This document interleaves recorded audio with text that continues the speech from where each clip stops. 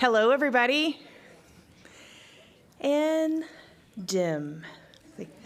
I told our tech guys upstairs I wanted to be the magic that turns the lights off, but really they're the magic. So, and actually, this is going to be the magic you see tonight in here. So we have a few dozen nervous graduate students tonight, as you might imagine. So welcome, everyone, to our 9th annual 3-Minute Thesis competition. We are thrilled that you're here. We're thrilled that you're able to listen to the research and work that our graduate students have been conducting over the last couple of years.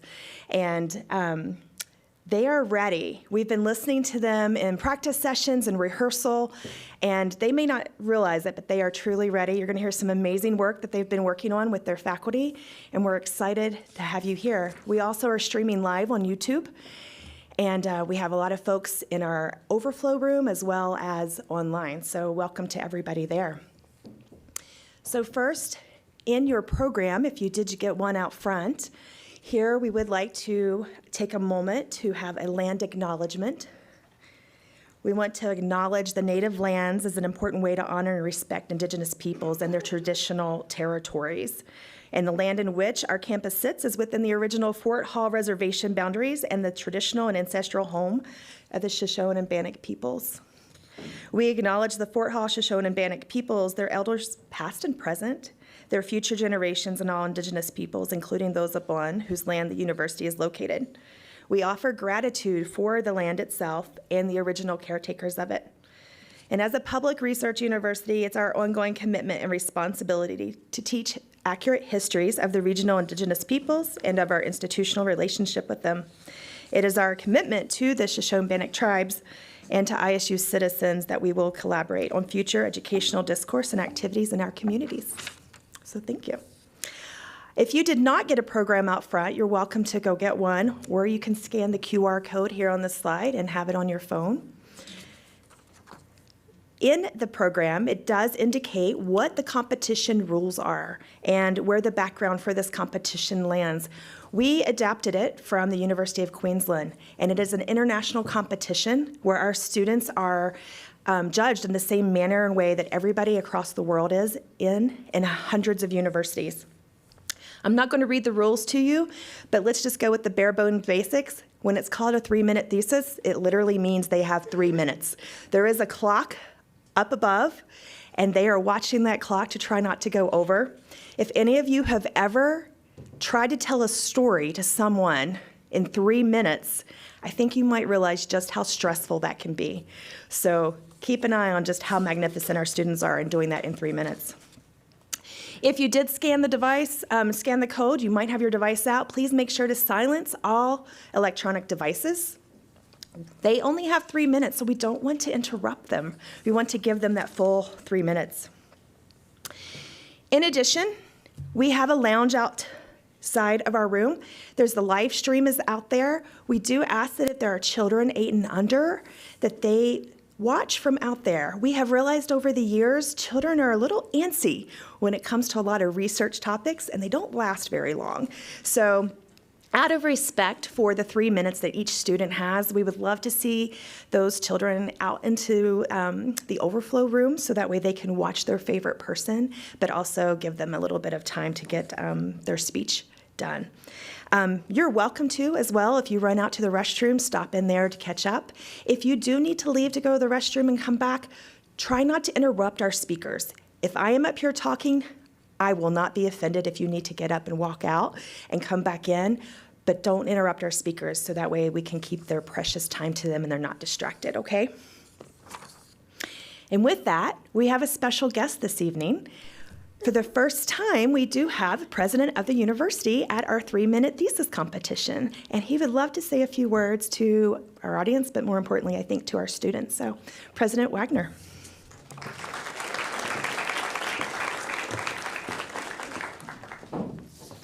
Thank you, Tracy. Wow, this is great. I'm so excited to be here when I heard about this event. What a great thing for our graduate students. I do want to acknowledge, as I look across the audience, I see so many of our faculty here and our academic administrators as well. Thank you for being here, and thank you for your commitment and all that you've done to contribute to the work that's going to be shown here this evening. Welcome to the 9th annual 3-minute thesis competition here at Idaho State. This event is an exciting tradition on our campus. It brings together students from across disciplines. I was just scanning and I'm so impressed with the variety of disciplines that we're going to have displayed this evening, to tell the story of their research clearly, concisely, and compellingly in just 3 minutes. Now, I can tell you, there's no way I could have condensed my thesis down to 3 minutes. Not only that, but I wish the defense of my thesis, though, could have been done in 3 minutes. That would have been great. The 3-minute challenge, it challenges students to distill hours of reading, writing, and analyzing into a single and accessible presentation. It's so impressive to see how our students excel at communicating complex ideas in a way that inspires curiosity and understanding. To our students, I know it takes a lot of courage to stand up here and share your passion and hard work in such a short and condensed amount of time. Every one of you has already accomplished something remarkable just by accepting the challenge and preparing for this evening. Please give them all a round of applause right now. For you audience members, this is a wonderful opportunity to glimpse the breadth and impact of research happening here at Idaho State University, something we're very, very proud of. You'll hear about questions that push boundaries, projects that tackle real-world problems, and ideas that could very well shape the future of our communities, that celebrate the creativity and dedication of our student researchers. Let's listen and learn from your incredible work. So to our graduate students, good luck. To our audience, enjoy yourselves this evening, and let's go Bengals.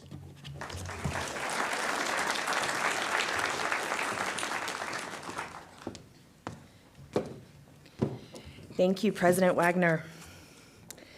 So we have a few of our students on deck in the back hall, and throughout the evening, I will be sharing some facts and enlightenments about graduate programs across Idaho State University to give our illustrious judges some time to score each of our participants. So you'll learn a lot, I hope, from our participants, and then I hope that you'll learn a lot about ISU that maybe you didn't know already. So we're going to go ahead and get started. Our first contestant is S M Mahedy Hasan. He is an engineering and applied science student in PhD.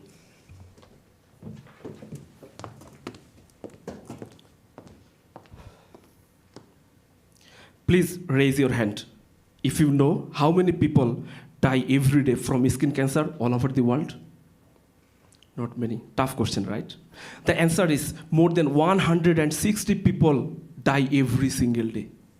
We often say early detection saves lives, but in reality, it only works if you can consult a doctor and get tested on time.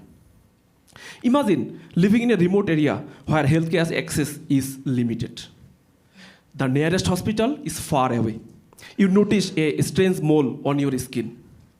To get it checked, you have to miss your work, travel long hours, then wait for days, even weeks, to get doctor's appointments and tests.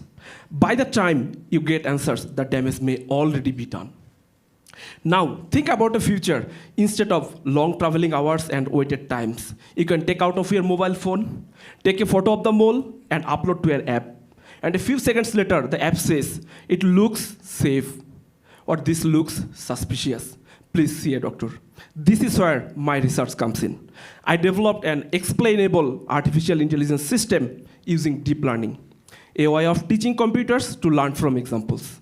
And I trained my system on more than 50,000 real skin images, so it could notice pattern in color, texture, shape, and learn to separate harmless moles from dangerous ones. Most AI systems can only predict. They can't say why. So I added an attention mechanism that helps the system to focus on most suspicious areas of the mole to generate a heat map and create a rectangular bounding box, and highlighting which parts actually influenced its decision. Finally, when I tested my developed system on more than 20,000 real skin images from a standard dataset, it delivered 98.5% accuracy in separating malignant moles from benign ones. So what does this mean in practice? In hospitals, my system could be used as a transparent second opinion, helping dermatologists diagnose faster and avoid unnecessary biopsies. And at home, we all can use it to get an AI check fast, then decide whether it is urgent to visit a doctor or not. Now, you may think I am trying to replace doctors. My goal is not to replace doctors, it's to support them and make sure everyone gets a fair chance at early detection. That is the future I am working toward, where your postcode doesn't decide your prognosis. And in our fight against skin cancer, distance should not be a death sentence, because we all know every second counts. Thank you.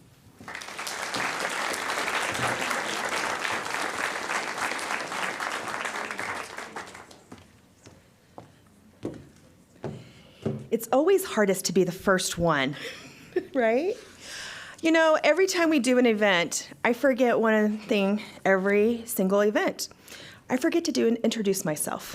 So for those of you who don't know me, I am Dr. Tracy Collum. I'm the interim dean of the graduate school, and I am your MC for the evening, if you have not figured that part out yet. We will have students and guests coming in and out, so we will also take a pause every now and then to allow that time. Did you know that in the upcoming year, ISU is going to celebrate its 125th anniversary or birthday? Is it birthday or anniversary? One or the other. And there's like a 5-syllable word for it that I have not yet been able to pronounce. So you're going to see a lot coming in the next couple of months about the 125th celebration of ISU. And with that, the graduate school began 71 years ago. We started with 3 majors, all in education, a Master of Arts in Education, Master of Science in Education, and then just a Master of Education. And we started with 57 graduate students who were our first class. So a lot of historical knowledge there, and we've moved up to 2,200 graduate students in 2025 now. So we've come a long way. Up next, we have Callie Dance. Callie is a Doctor of Arts student in political science.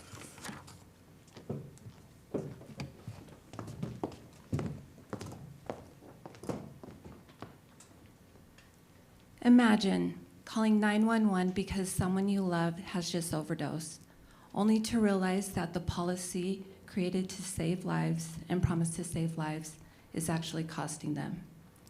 This is not fiction. This is Oregon and Washington from 2021 to 2023. In 2021, both states decriminalized small drug possession, no jail time, just a citation and a referral to treatment. But I wanted to know, did this work? So I compared Oregon and Washington to two neighboring states, Idaho and Montana, using traditional drug laws. And using state data from 2018 to 2023, I analyzed overdose deaths, hospitalizations, and emergency responses. The results were stunning. From 2020 to 2023, Oregon's overdose deaths nearly tripled. Washington's nearly doubled. And Idaho and Montana saw similar steady increases. Decriminalization removed penalties, but it did not put in the treatment access that was promised to the people. Most counties had no access to treatment facilities. In Oregon, the citations had a free treatment assessment hotline number printed on them that people could call in lieu of paying the fine. Out of the 4,000 citations that were handed out, only 1% called the hotline number. Almost no one paid the $100 fine because nothing happened if they didn't. We replaced punishment with permission, not prevention. And Idaho is not immune. In last year alone, nearly 300 Idahoans died of overdose.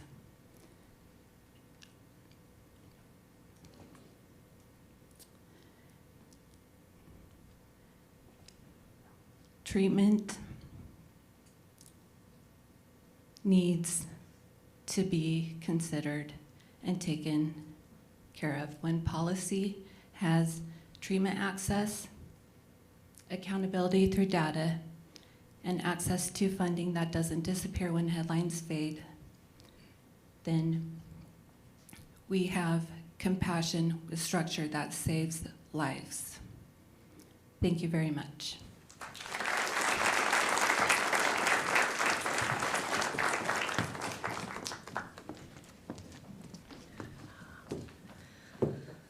You know, when we talk about our history of ISU, the political science DA program started in 1990, and in their 40-year history, they have had over 85 students graduate from the program. Their website has dozens and dozens of stories to tell where those DA alumni are these days, and they are everywhere, showcasing excellent work that they have completed since graduating from ISU. Up next, we have a civil engineering master's student, Saugat Dotel.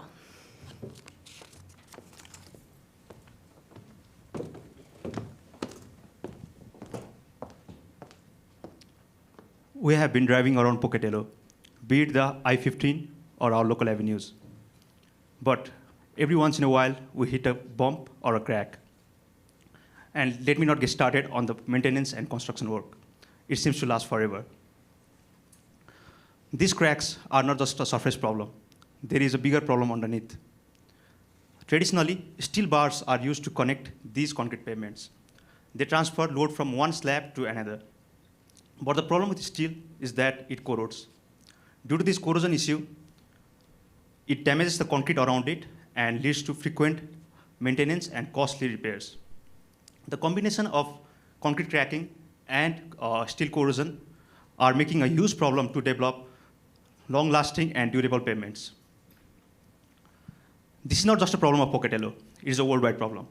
So my research focuses on replacing a small amount of cement from concrete and adding natural plant fibers in it.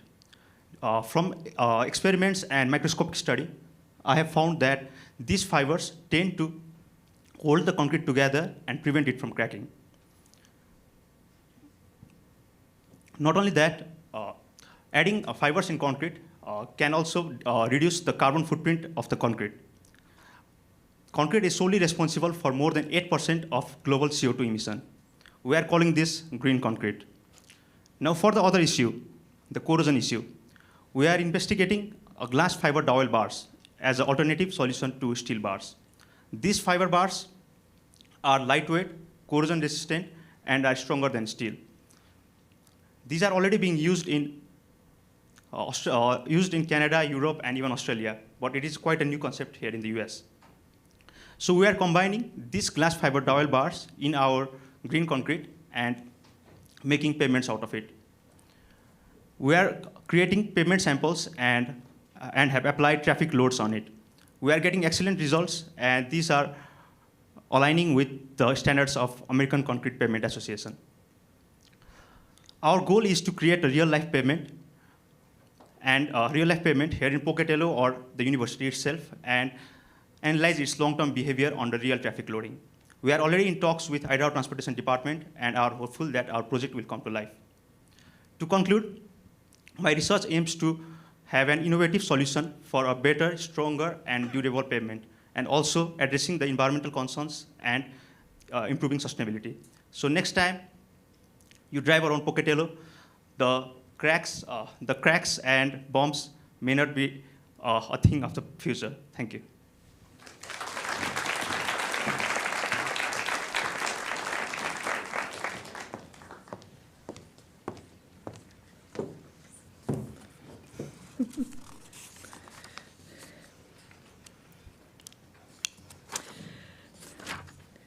So recently, Idaho State University was named one of the first recipients of a grant through the National Science Foundation's established program to stimulate competitive research for graduate fellowship programs. The $954,000 grant will support the work of 6 graduate students at Idaho State and the Idaho State Student Excellence in Education and Research Project led by Kitty Griswold, and also faculty in civil engineering, biological sciences, and geosciences. With mentors like the faculty that are working on this project and supporting our students here, I think we all know that we should see some great success from our students. Up next, we have Stephanie Christensen, who's a Doctor of Nurse Practitioner in the Nursing Practice Program.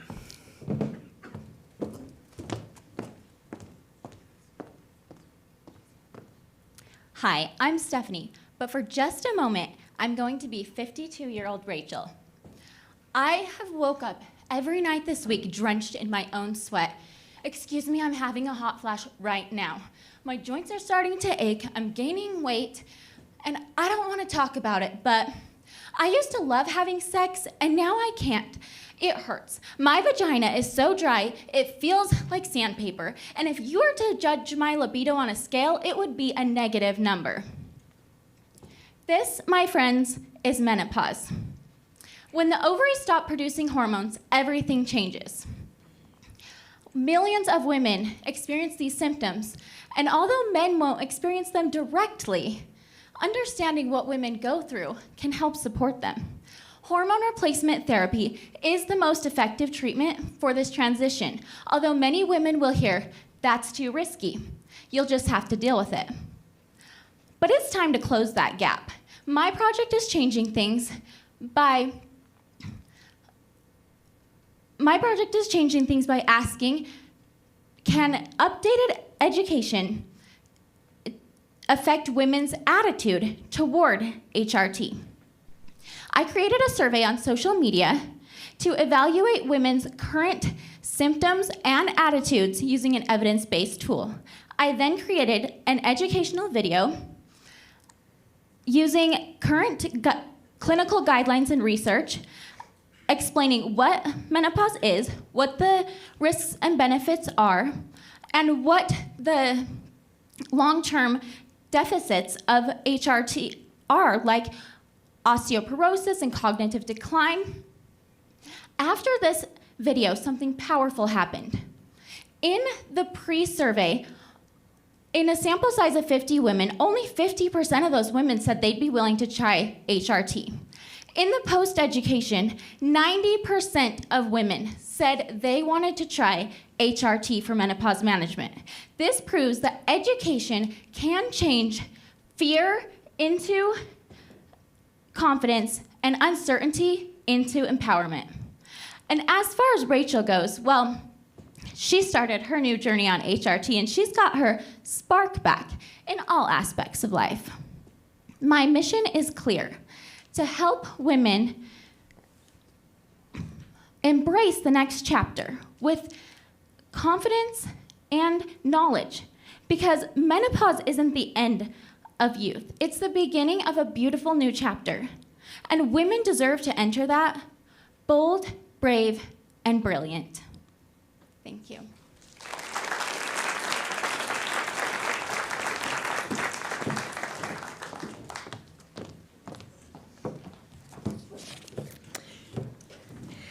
This week, we'd like to wish Stephanie and her classmates happy National Nurse Practitioner Week. This week celebrates, go ahead, nurse practitioners.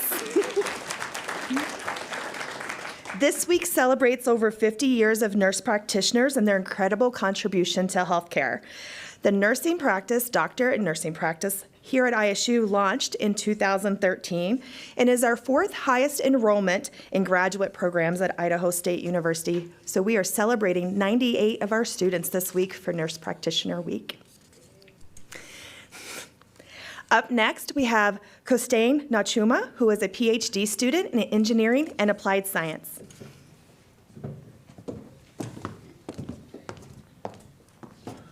A few years ago, a widely used software had a hole, and this hole triggered a global collapse in that billions of dollars were lost in industry because of downtime and bug fixes. This is Log4j. Well, this is because modern applications are built on building blocks called libraries. You add one block, it comes with it friends of friends, other libraries. And so, it's these unseen entities that are like termites in the wood. You don't notice them until things begin to fall apart. My research asks 3 questions. Where do these flaws hide in libraries? How do they spread? And what should we fix first to avoid the next collapse? Our approach is very simple. We downloaded all the libraries for Java, a popular programming language, and upon doing that, we looked at non-advisories to understand which libraries had bugs in them. And then after mapping this, we found some very interesting results. Well, a quick question for the audience. Which ones do you think are more alarming? Direct problems or the hidden problems? By show of hands, 1 finger means direct problems, 2 fingers means hidden problems are more of a problem. Could you please show me some responses? All right, I see so many 2s. Thank you for responses. Well, indeed, our research found what most of you guessed. Projects were affected twice as much by the hidden problems as compared to the obvious problems. Well, guess what? It only gets worse. Our research showed that the trusted advisories, which we are depending on to report on the bugs, missed key vulnerabilities. We found these, and this is something novel, and we've published this. The world is going to be safer with us around. So, in essence, we propose 3 quick fixes to help us mitigate these challenges. The first win we want to suggest is, when we look at these libraries, we want to find which libraries, when we fix them first, will prevent a downward stream from being affected. Many projects will not be affected as much. And then another quick win is the shaky blocks which are necessary should be replaced with better ones which are not as shaky. And then with these solutions, we believe that we can achieve a greater goal of security. And then another solution is, after identifying the widely used popular projects and patching them, the downward stream will not affect many other projects. And that's where our project comes in. Well, when we conclude our project, we say software vulnerabilities, software risk is like a line of dominoes. You don't have to fix every block that's falling apart. Fix the right block first, see what's important, change what impacts most, and then you stop the next collapse before it even starts. Thank you.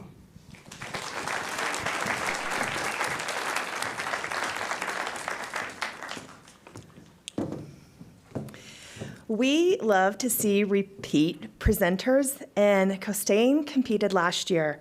And when he got done, he said, I'm doing it again so I can get a better score. So we're going to compare them this year for him and see how he did. He did great last year, but he wants to be in that top slots. His PhD in Engineering and Applied Science program, historical fact, opened in 1998, and today the doctoral program has 10 concentration students can choose from. So many of those students that you see presenting today in that major also have a concentrated area like computer science or physics or geosciences that they're concentrating in as part of their work. Up next, we have Joules Emerson, a PhD student in clinical psychology.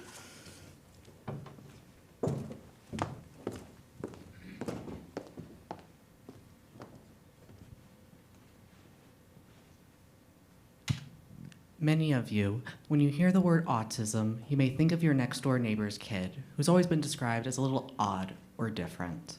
You may not think about the fact that 1 in 4 people with autism will have attempted suicide at some point in their life. 1 in 4. Therefore, there is serious need for more research to identify what protects autistic people against suicide. One area for examination is autistic acceptance. The autistic community agrees there is need for greater acceptance of autism and understanding of autism to combat things like bullying and social isolation. However, the research has been minimal. What research does exist has found that acceptance from friends, family, society, and the self protects autistic people against depression.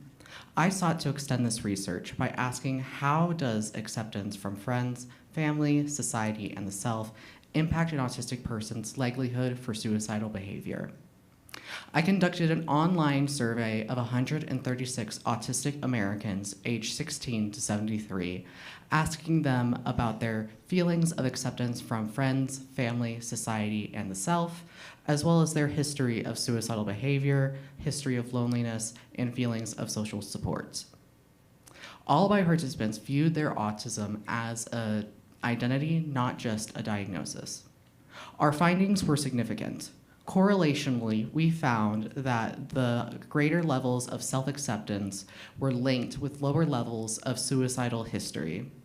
We then asked, if we control for all other explanations of suicidal thoughts and behaviors, would self-acceptance still be a significant variable? The answer is yes. We found that self-acceptance and loneliness were the 2 predictors of suicidal outcomes for this population.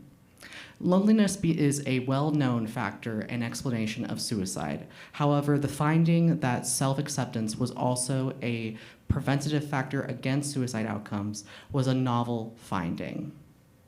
This led us to critical therapeutic research, where we will be asking what factors and what can we do to give therapeutic tools to build self-acceptance and radical acceptance in an autistic identity. The takeaway here is simple but critical. Building radical self-acceptance can save lives. When we love all parts of ourselves and when we view them with wholeness and we no longer view them as odd or different, we see that as a strength.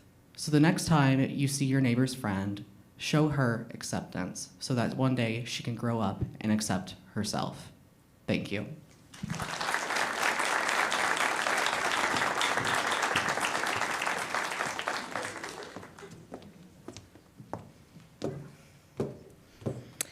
So the psychology department has a new, exciting psychology degree being offered starting next fall. The doctorate in psychology, or PsyD, has already begun accepting applications. The distinguishing factor for the PsyD program at ISU is that it'll be practitioner-oriented, and the students will be trained with a primary focus on clinical application and direct patient care. This helps the specialization in Idaho to respond directly to our state's most pressing needs, integrated behavioral health and rural mental health. So if you're interested in that program, I suggest you go and look up the psychology website and look for the PsyD program beginning next year. Up next, we have Sadman Sakib, who is a master's student in communication.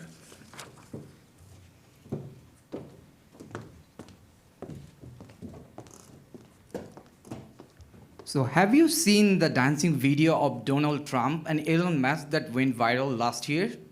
It looked quite real, right? Well, AI is not the future. It's already everywhere. And these days, it is helping us with almost everything. And now it is even helping in election and political campaigns as well. There are huge concerns in the field of political communication and social media about human and AI-generated content, but there is a gap that has not been studied, because these days, social media and political parties are promoting their social media campaigns with directly AI-level videos. They are not using any filter, and they're also mentioning that this is AI-generated. And even after that, in those videos, they're having 1,000 times better views and engagement than the human-made ones. So why people are buying that even knowing after they are fake? So this is when we try to investigate the AI-driven campaign effect in the people of US, and we also wanted to check the message believability and voting intention. But there was no established codebook for that. So first of all, we selected a country with an ongoing national election, which was India, which is a large democratic country. And we tried to establish a codebook by analyzing their major parties' social media page. And this is the first ever AI-driven political campaigns codebook we have developed in 13 different categories. So this is where the political parties are using AI for. The ruling parties are trying to delegitimizing the oppositions. They're saying what developments they have done and the progresses they have made, welfare and everyday relief and so on. The opposition party, they are trying to just blame the government, satirical critique, call to action, and vision for the future. So if you have a look at the tone, most of the tone of the political ruling parties are positive and the opposition parties are negative. So there is a twist. There is a theory called elaboration likelihood model, which explains how people get persuaded. So the AI clips are really fun, short, and satirical. So these are really short contents that was supposed to hit the peripheral route, which is queue-based and low efforts. But this is where the political parties are playing the game. They are just showing it again and again and making people persuaded to vote for them. And these are the reasons why people are getting truly influenced. And if you just have a look at the recent mayor election at New York, you will know how things are going on. Joran Namdani definitely cracked the code with social media. And this is why, even after knowing this fake, you remember the video of Donald Trump and Elon Musk. Thank you.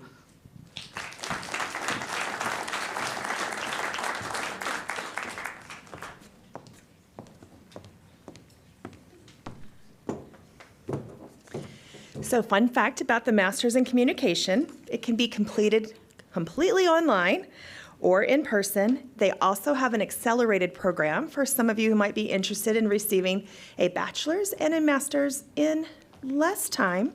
You can condense those and do that in around 5 years. Sometimes I misjudge how long the judges might take, and sometimes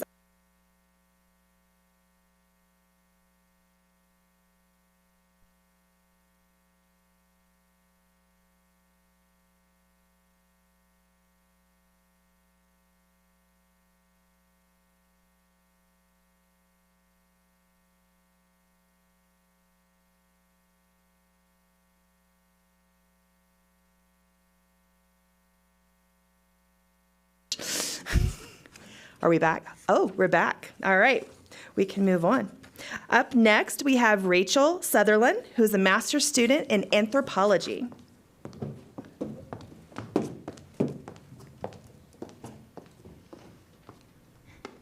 Imagine plucking a single hair from your head and holding it between your fingers. It might seem insignificant at first, easy to lose, easy to overlook, but what if I told you that single strand could tell us a story about who, or even what, it came from? Every day we leave behind traces of ourselves. A strand of hair on a jacket, a brush, in a car, or even as evidence at a crime scene. My research closely compares the structure of human and animal hair using two types of microscopy, optical and scanning electron, to better understand how they differ, and how those differences can assist in identification. Hair might seem simple, but it's actually an incredible record of biology and behavior.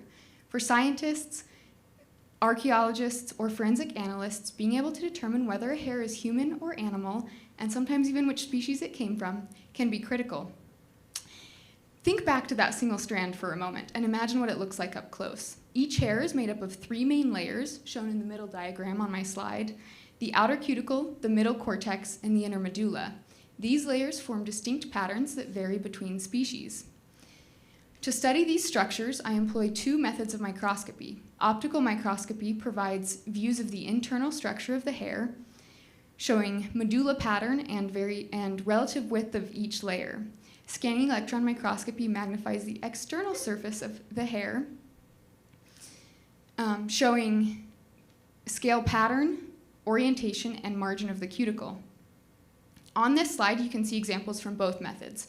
The optical results show continuous and discontinuous medullas, along with variation in the width of the cuticle, cortex, and medulla between the dog and goat hair.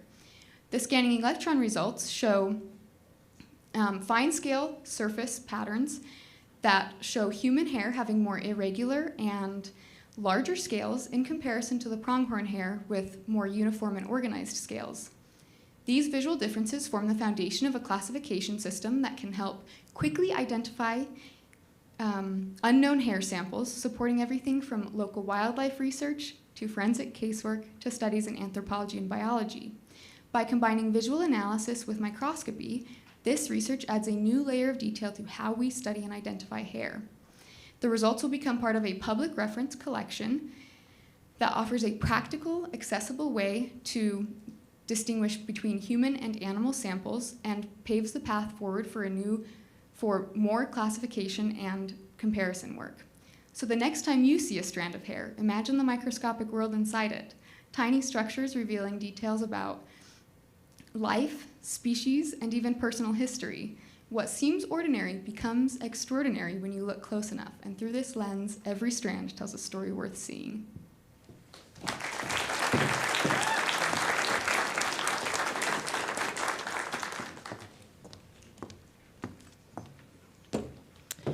So the anthropology department has this really cool machine that may be part of her research.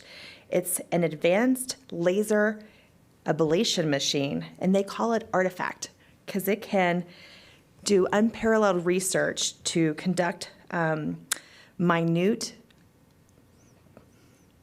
data. There's a lot of big words there. We'll go with the 4-letter ones. So big data. It can look at ancient stone tools or mammoth tusks to understand where they came from and how they were used without breaking or harming them. And it can also analyze human bones to identify where someone lived, and which could be useful in solving forensic cases like identifying unknown migrants. And every time we talk to our anthropology students, we always end up on the topic of Bones, the TV show. And it's not quite that, right? But we get pretty excited when we hear their stories and the things that they're discovering. So hopefully you enjoyed that. Up next, we have Tyler Breech. Tyler is a PhD student in biology.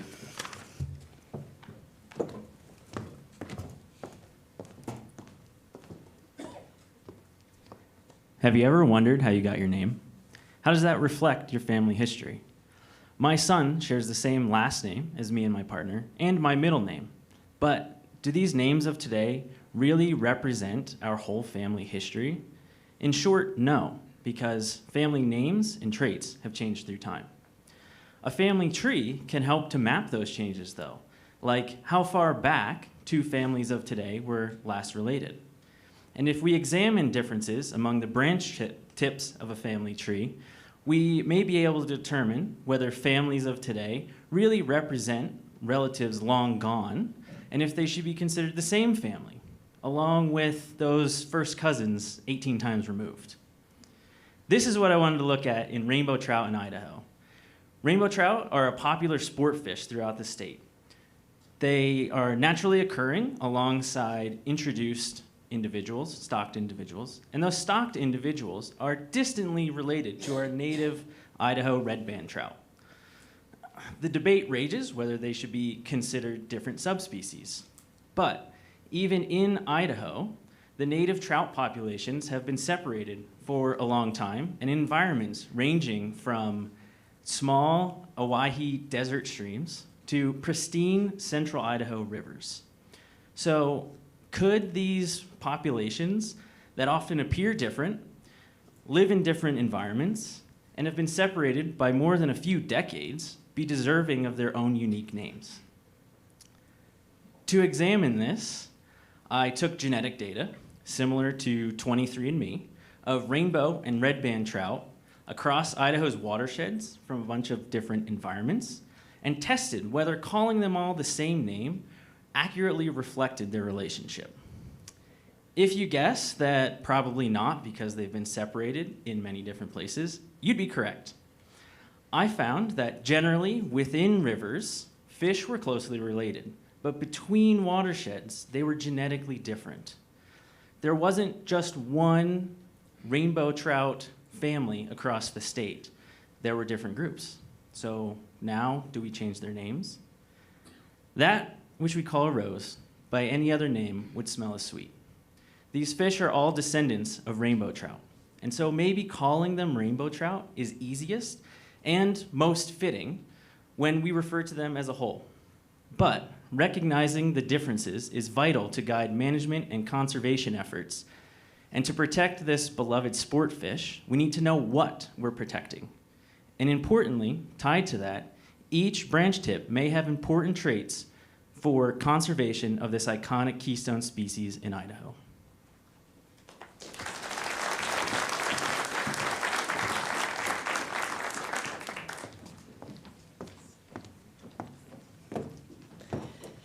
Tyler wins our award tonight for the longest distance traveled to get here. He came from St. John's, Canada, the easternmost tip of Canada. So 7.5-hour flight later, and here he is for 3 minutes. So make sure you ask him a lot of questions afterwards to make that time worthwhile for him.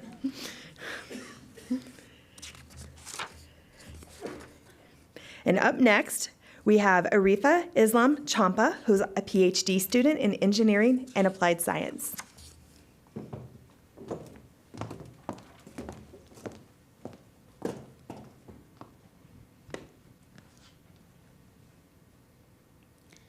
Ever get an email from your university or workplace about a salary update?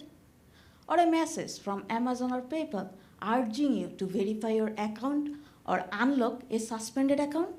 Maybe a text promising a quick loan, a Facebook marketplace deal that seems like a great find, or a website offering your dream internship. Tempting, right?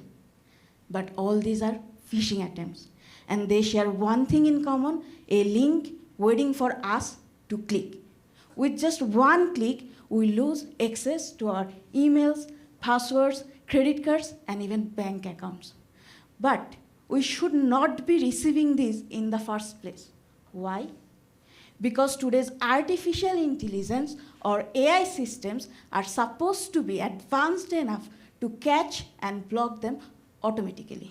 Yet, we still get these phishing attempts every single day.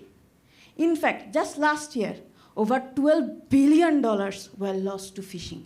So it's high time we ask, is AI really as good as it claims to be at detecting phishing? To find out, I analyzed over 500,000 links using 7 statistical methods to identify 32 key attributes of a link, like how long a link is, whether it hides numbers or uses special characters. Then, to teach AI to catch phishing, I used more than 464,000 links to train 3 types of AI models: machine learning, deep learning, and large language model, in short, LLM. Machine learning teaches computer to learn from examples, deep learning makes them smarter, and LLM takes it further by understanding context. I tested these models, and the results were eye-opening. All AI models were above 90% accurate at detecting phishing links that were similar to those they had learned from. 90%. Excellent, right? But here is the problem. When I saw new, unfamiliar phishing links, the accuracy dropped by 30%. So my research reveals that what looked like progress was actually an illusion. And that's dangerous, because every time we think AI has got this, we lower our guard and get scammed. So the next time you see a link, remember, even AI can be deceived. And my goal is to build a smarter detection system that can truly recognize new phishing attempts, not just the old ones. Until then, stay alert, be critical, and think twice before you click.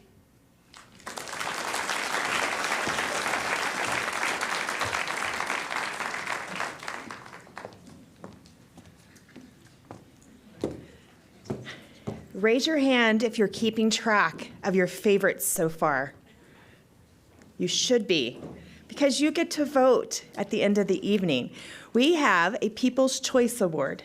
And so as you're watching and listening, kind of keep a thought in your head of which ones are your favorites, because then you get to vote for that final award for this evening. And we'll do that after all the presentations are complete. Up next, we have Spencer Moore, a Master's Science student in anthropology.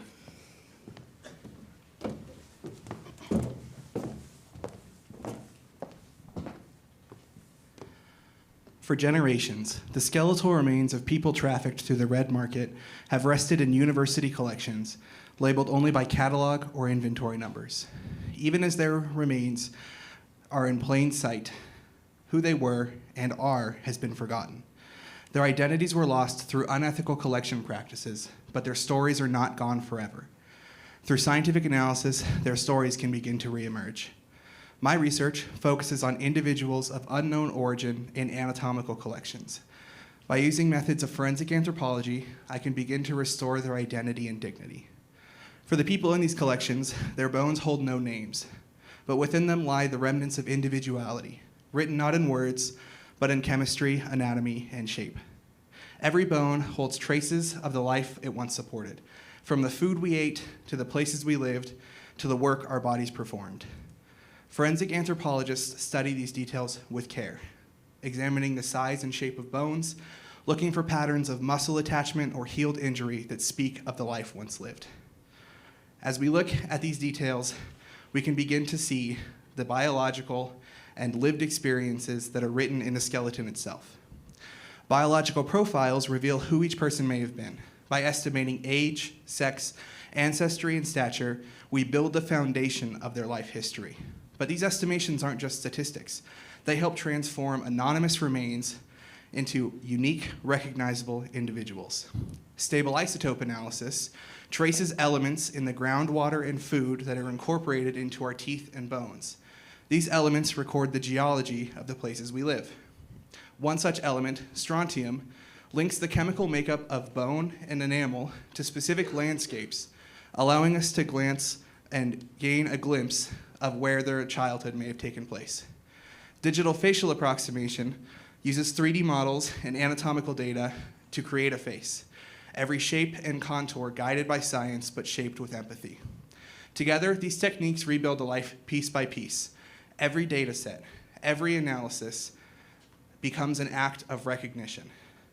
Each method offers a way to listen, to translate what the body remembers into something that the living can understand. This project is not just about recovering information, it's about restoring humanity. By combining ethics-based science and compassion, the forgotten can once again be seen and remembered. Their histories and identities may have at one time been lost, but they're not gone forever. Science gives us the tools to listen, and in doing so, allows us to bring the forgotten to light. Thank you.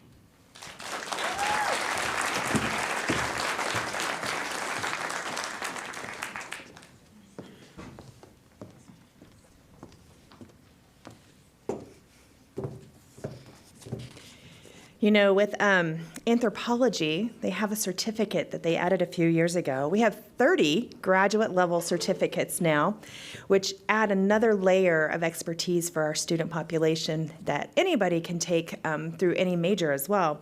And a lot of students do add on medical anthropology as part of their curriculum, whether it be from health science programs or science and engineering programs. So it's a really neat certificate to collaborate with others in some disciplines that you might not normally have courses with. So medical anthropology certificate, if that's something you might be interested in. Up next, we have Nelly Cyuzuza, who's a master's science student in biology.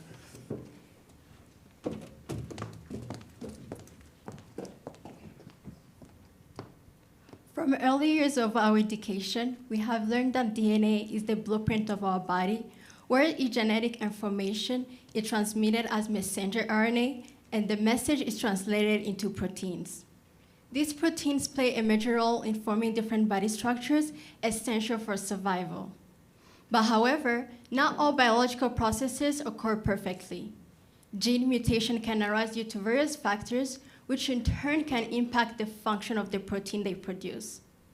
Such changes can disrupt tissue development and lead to developmental disorders, also known as birth defects. Birth defects are common in the United States, with 120,000 babies born each year experiencing some form of body malformation, which impact their growth and daily activities such as movement and cognitive abilities.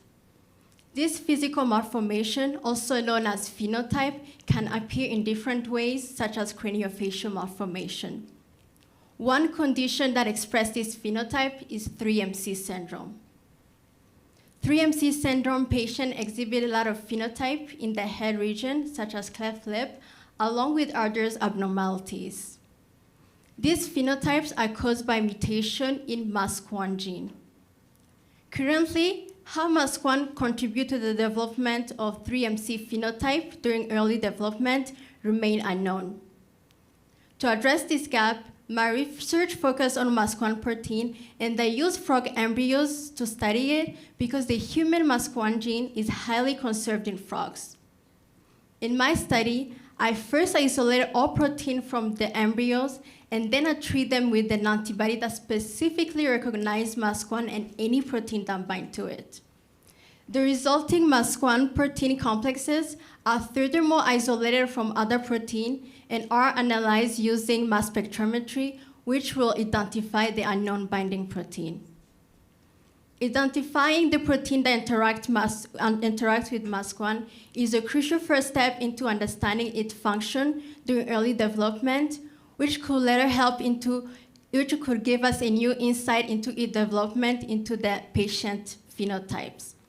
This will also help into designing future treatment for this syndrome and eventually lead into reducing the incidence of craniofacial disorders, which disrupts patient daily lives. Thank you.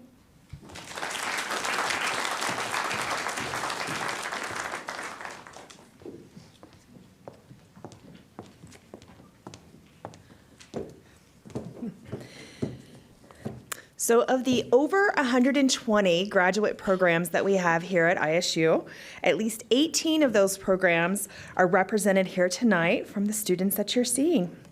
I've already mentioned People's Choice Award that you, the audience, those here and online, will get to vote for. But just to let you know, our winners for tonight, our first place winner will take home $2,000. Our second place winner will take home $1,500, and our third place winner, $1,000. Our People's Choice winner will take home $500. Additionally, the winners from tonight will be invited to our state 3-minute thesis competition that's held in February. We rotate that competition around the state, and this year it'll be in North Idaho College, February 17th. Our first place winner will also be invited to the regional competition, which is our Western Association of Graduate Schools. So our winners get to continue on after tonight. Up next, we have Brenda Phillips, Master Student in Occupational Therapy.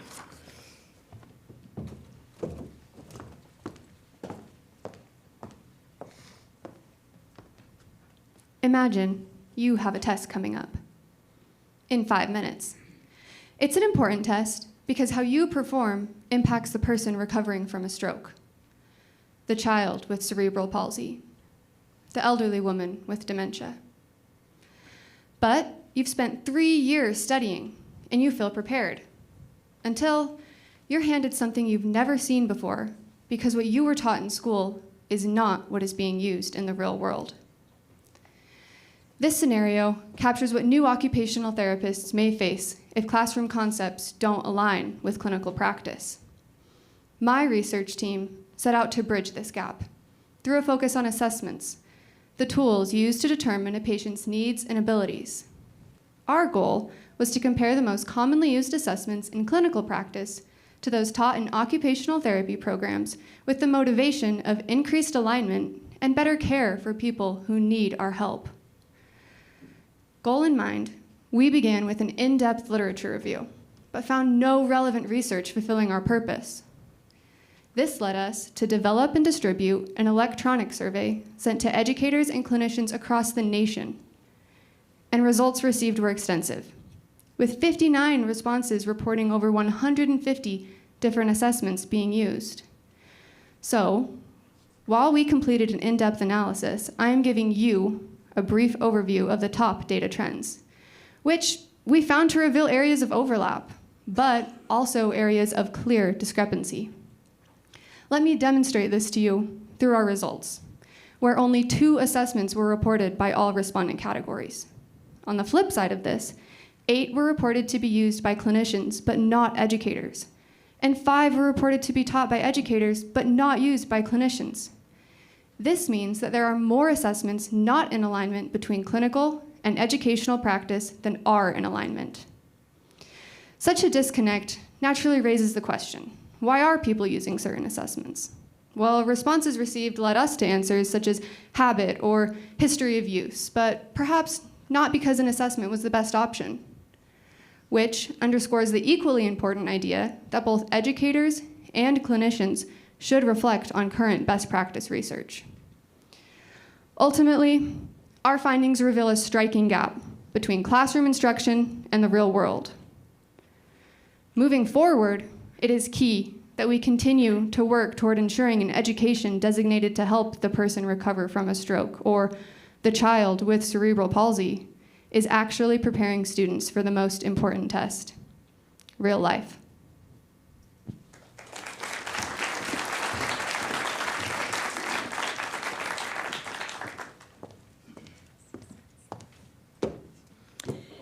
We have held the 3 Minute Thesis competition for 9 years now, and this is our first year with an occupational therapy student. And we are blessed to have 2 presenters from occupational therapy this year, so we're very excited. The MOT program boasts over 70 students in our campuses in Pocatello and Meridian combined. So we're very excited to welcome them to our event this year, and their faculty who are super eager to have them here as well. Up next, we have Lydia Maganga, who is a Master's of Arts student in Communication.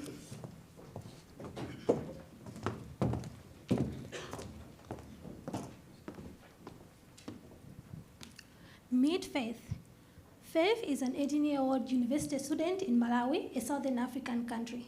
She comes from a low-income family, and she's the first from her family to go to college. However, Faith is struggling academically, which is making her very depressed. But where Faith comes from, depression is not really a sickness. It is actually a weakness, and therefore, Faith cannot talk about her struggles. And because Faith is very depressed, she isolates herself from everyone. But she finds comfort in watching TikTok videos. But of late, Faith does not enjoy watching TikTok videos anymore. For some reason, her TikTok feed is filled with images and videos of beautiful women with flawless skin, perfect bodies, and perfect life. Faith is just one of the many college students who are affected by the powerful algorithm that TikTok uses to learn from its users' viewing habits and interests. Research has shown that heavy use of TikTok increases body dissatisfaction, causes depression, stress, anxiety, and low self-esteem.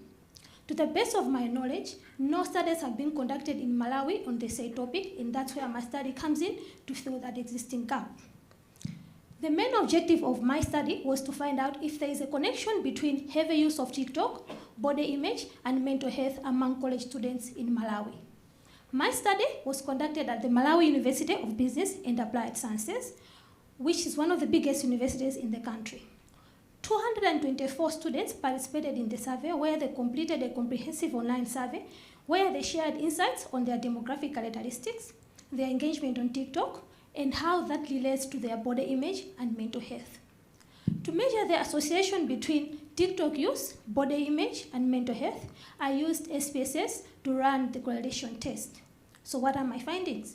The findings of my study shows that there is a significant correlation between heavy use of TikTok, body image, mental health, age, and gender. Heavy use of TikTok is linked to poor mental health and negative body image, particularly among females between the ages of 18 to 24. My study also highlighted that females spend more time on TikTok and they depend on TikTok for their daily engagement compared to their male counterparts. So what does this mean? This means that TikTok is just not an entertainment app. It acts as a psychological environment where every swipe sends a message of how an ideal body or perfect life looks like, which shapes our perception over time. For a country like Malawi that does not really prioritize mental health services, this is a wake-up call that there is need to invest in mental health services for people like Faith to have access to these facilities. This is not a national issue, it is a global issue, because whether you are from Malawi or United States of America or anywhere in the world, we are all living in a world with curated images and algorithm-driven content that can harm our mental health. Thank you.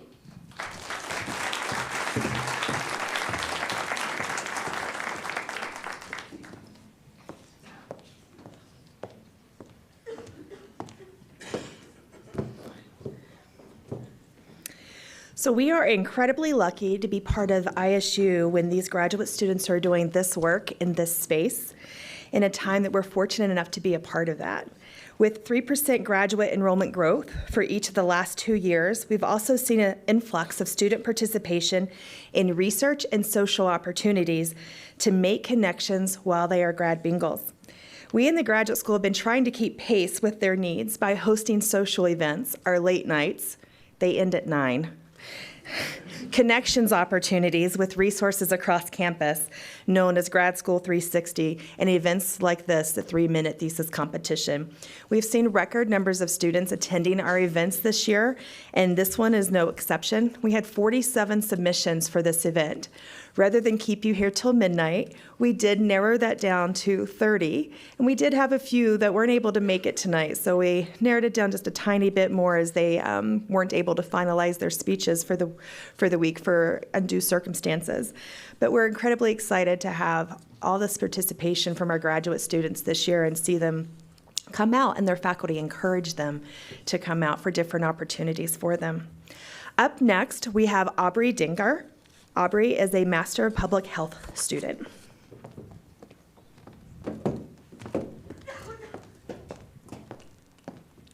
Before I begin, are you comfortable if I talk about sexual health and relationships?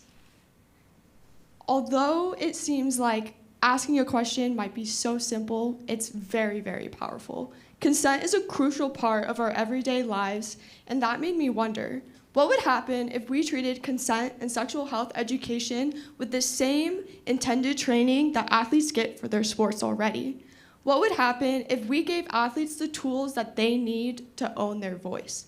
As a former student athlete, I've seen firsthand how conversations about this are limited and lacking. There is a need for a program that synthesizes consent and sexual health education with athletic culture. As of this academic year, there are over 230,000 female student athletes in the NCAA, with 150 here at ISU. ISU students have reported low sexual health education. Only 28% of ISU students are reporting using a condom during intercourse most of the time, or always. Additionally, our highest ranked crime categories on ISU's Pocatello campus are related to sexual violence: stalking, domestic violence, fondling, and rape. Student athletes are faced with a culture where they're more likely to be exposed to sexual violence, hostile sexism, as well as poor alcohol choices. Additionally, they're less likely to report these things, whether it's due to a fear of being ostracized from their team or potentially losing their scholarship. This is not a coincidence. Sexual health and education are crucial to an individual's well-being. To face this gap, I have developed a program, Own Your Voice, that is tailored to student athletes to help them focus on consent education, communication skills, and sexual health literacy. My program includes a toolkit that is made up of promotional materials, curriculum guides, as well as facilitator guides and surveys to help address this gap. They're focused on self-literacy, self-efficacy, as well as communication skills to really allow these students to practice these skills. Own Your Voice is to empower student athletes, to make them practice the skills and make sure that they have them so they're able to implement them in their lives.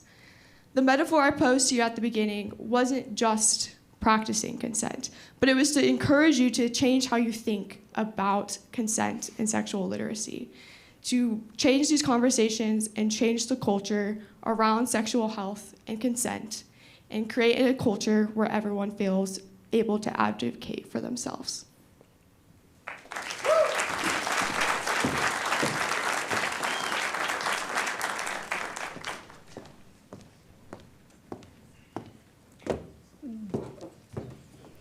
So the Masters in Public Health came to ISU in 1997, and since that time, the degree has expanded to serve multiple populations, including a collaborative pharmacy public health joint degree and certificates in public health and rural health to enhance knowledge in specific areas, as well as an accelerated bachelor to master's program to allow students the opportunity to receive both those degrees in 5 years.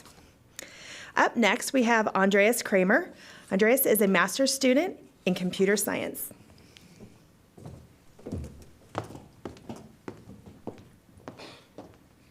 I would like for everyone to take a look at my awesome slide up there. And now I would like everyone to look at me. Okay, great. See, somehow your brain just was able to process what essentially is patterns of light hitting your eyes into memory and recognition. It's pretty fascinating, right, if you think about it? That was your brain encoding visual information. Now, there's also a way to infer what a person might have seen and even reconstruct that very image based on brain activity data. That is brain decoding. And together, encoding and decoding form a sort of translation system between the world we experience and the brain's inner language. Now, here's the challenge. If we try to simulate this process computationally, we run into the following problem. The brain is pretty complex. Even for very simple input images like shapes, like a square or a triangle, thousands of these different regions in your brain activate all together, influence each other, both across space and time. It's very hard to figure this mess out. And that's where we come in.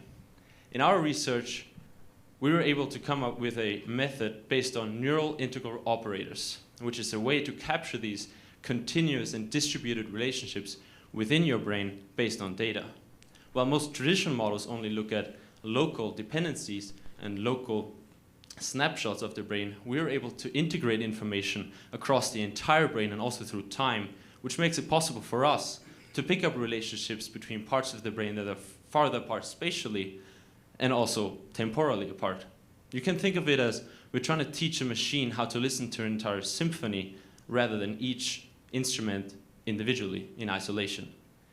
So what we did was we trained our computational model on real brain activity data, and the results are promising. In our decoding task, we're not only able to classify, but we're also able to reconstruct the images that people were shown with consistent accuracies of up to 99%. And in our encoding task, we were also able to outperform traditional models when we were trying to predict the brain responses based on input images. So what can we take from this? When we train artificial intelligence models based on space and time, we actually take a step towards understanding the brain itself. So the next time you look at something, remember that in that very moment, your brain is performing one of nature's most complex tasks, which is turning your world that you see into memory. Thank you.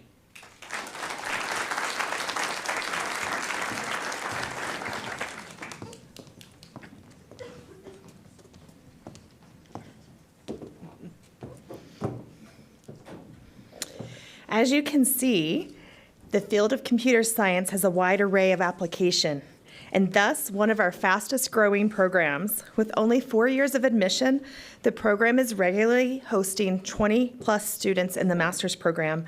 Many of those students are then continuing on to the PhD in EAS with a concentration in computer science, amongst other concentrations. Up next, we have Jason Kindree. Jason is a Doctor of Arts student in political science.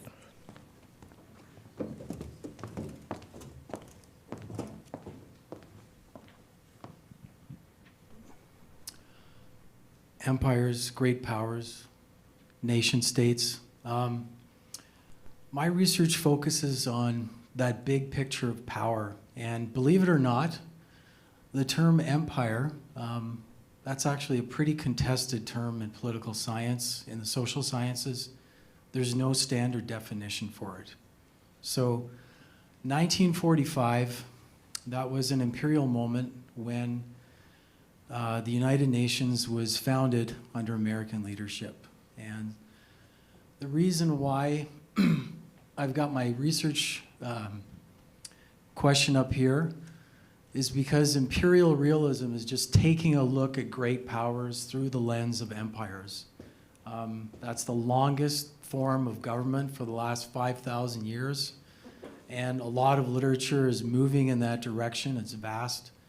And that's why the whole point is that rather than looking at it as a problem that a lot of scholars have backed away from, it's an interesting problem.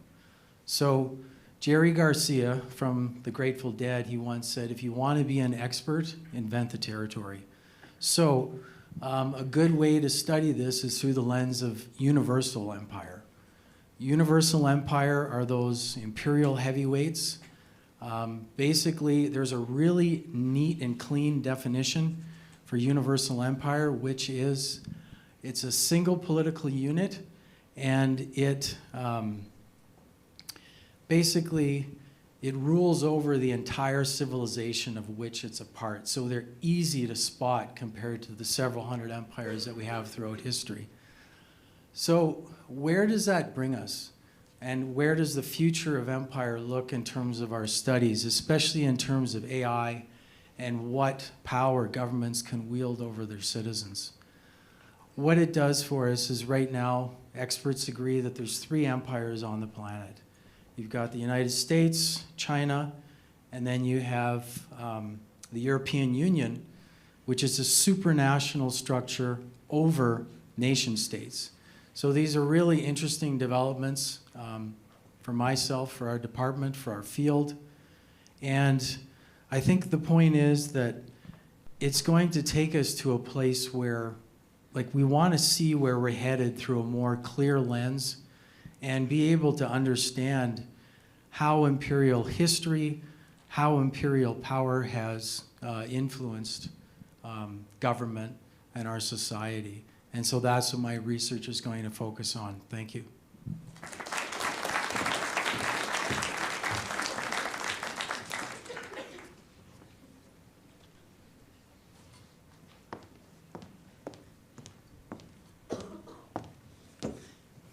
It's like the Wizard of Oz in here, coming in and out of the curtains. So, did you know the graduate school funds students for research, travel, and conferences, as well as other retention areas to the tune of $275,000 in the last fiscal year, outside of teaching assistantships and tuition.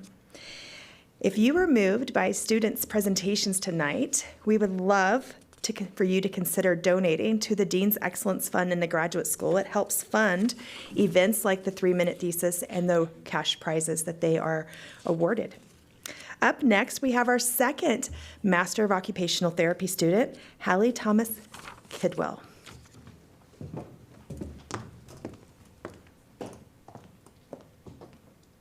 Less connected.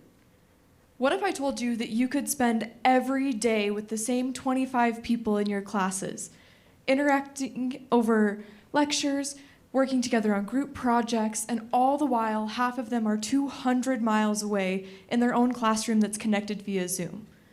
You finally have the opportunity to meet face to face, and you feel less connected after. Let me explain. It's no secret that universities are moving to more distance-based learning models as technology is becoming more integrated in our educational spaces. And that's okay. Technology is giving us the opportunity to create diverse ways to interact with our course materials, connect with students over greater distances, and generally have more access to information. We just need to make sure that there are no unintended consequences that are coming along with our progress. Previous research has shown us that students with a strong sense of connection and community within their programs have greater academic outcomes. These are things such as higher retention within programs, greater matriculation rates, improved student learning, and better mental health. Graduate students especially are at risk of feeling disengagement or isolation, but with a strong sense of community in their educational spaces, they're actually protected from some of these mental health impacts. My research included ISU graduate students within a one cohort, two campus model, meaning that students are actually based in two separate locations, but they're all actively attending the same live lectures. We asked these students to complete a survey on their sense of connection and community within their program, and then they had the opportunity to meet face to face, to interact with one another and work together for a full day. Then we asked them to repeat the survey afterwards to see if their sense of community and connection had changed at all. Less connected? The results revealed that the students felt less connected after they had the opportunity to meet face-to-face than they had felt in their distance-based model. We were now faced with the unintended consequence of our own progress. So our question became, what do we do with this and how do we move forward? Well, luckily, some of the qualitative data that we collected revealed themes to be explored further in future research. The first was more in-person interactions. This shows us that the students want to get to know one another. They want that sense of connection. They're just not there yet. The second was more genuine connection. It turns out that telling students when to connect, how to connect, and what to connect about actually leaves very little room for genuine connection to emerge. And the third was fix the technology. We will not be able to eliminate technology in our educational spaces, but we can make sure that it's not a hurdle for students. So with that in mind, we need to make sure that we're leaving students not feeling less connected.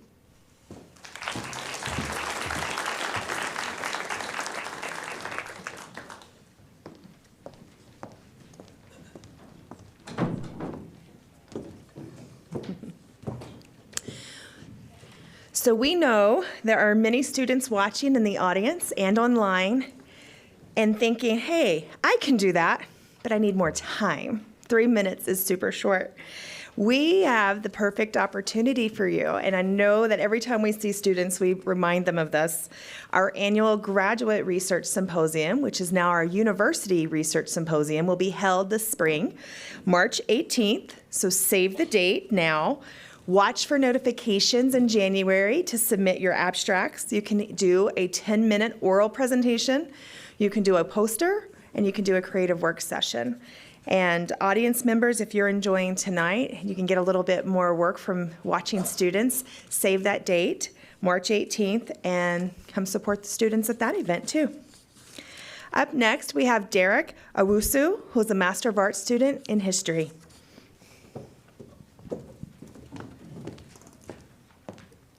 Imagine a city being promised a mental hospital again and again, but it never happens. That's Kumasi, a city in Ghana, West Africa, between 1916 and 1951. A period of 35 years of plans for mental hospital that kept stalling and eventually disappeared. Ghana, under this period, was under the British colonial rule. It was known as the Gold Coast. The sad thing about all this is that people with mental illness in Kumasi at this period were confined in prisons because literally there was no place for them to go. The British administration actually built a mental hospital in the colony, which was located in Accra, the capital. Much of the existing research focuses on Accra. My research instead turns to Kumasi, an important city during the colonial period and presently. I asked one major question: why did the British colonial administration fail over and over again in their bid of building Kumasi's mental hospital? I show that their failure was not a neglect, but part of a circle. Several proposals, meetings, memos, then delay and retreat. Two forces shaped this pattern, which were tight colonial spending and resistance from indigenous people. So one would ask, why would indigenous people resist against the building of a public health infrastructure which was for their own good? The answer is simple. The British colonial administration wanted to forcibly seize their lands for the construction of the mental hospital. And this wasn't just any ordinary land. This was their only farmland, which was central to their daily survival. During the colonial period, it was a common practice for the British administration to seize lands for their own projects without proper justification or compensations. At the same time, the indigenous people understood mental illness through spiritual frameworks, and therefore they turned to indigenous healers for cure whenever they had someone who was suffering from mental illness. So, I show in my research that all these factors led to the decline of the mental hospital being built in Kumasi. What my research seeks to do again is to offer practical solution, in that it seeks to integrate the efforts of indigenous healers and professional medical practitioners. I will end by saying that mental health care isn't a luxury, it's a right. So let's all check in on ourselves, let's all check in on our friends, because every mind deserves care, today, tomorrow, and always. Thank you.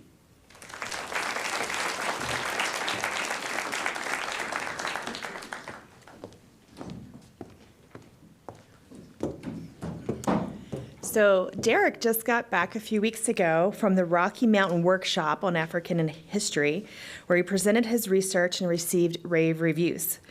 And we talk a lot at ISU about the impact faculty have on students, and Derrick is a testament to that, as he was encouraged by his faculty member, faculty advisor, Dr. Stango, to submit for the conference and present.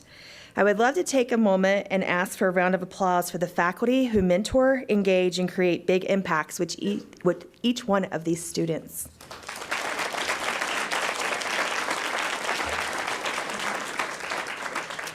I'm quite sure they appreciate all of them. Up next, we have Amanda McBride. Amanda is a doctor of nursing practice student.